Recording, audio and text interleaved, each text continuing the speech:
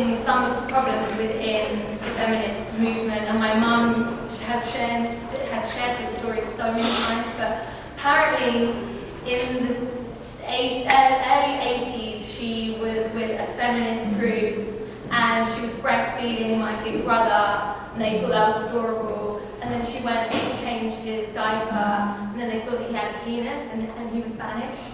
And she left in hysterics, giggling, no.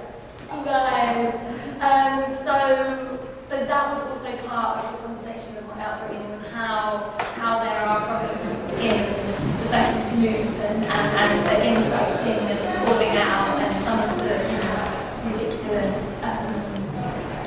lines of thought that have gone. So yeah, it was fantastic. So in my mind, I always had this in the back of my head that this is something that can happen to you.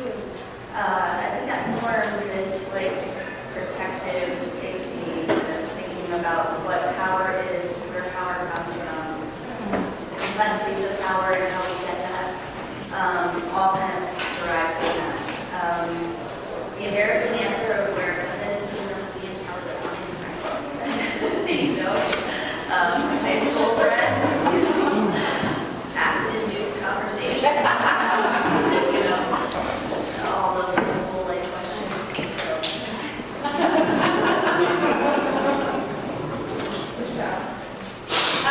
I also, as a kid over here, grew up with two feminists in the house, and I think that's why it's so well rooted in my bones and what I feel like I need to do in the world as an artist. Present these ideas.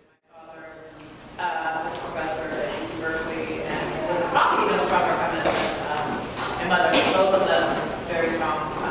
And I spent my time growing up in Sweden, so with ideas there, there's a lot more equality between men and women, and those ideas really are rooted in me.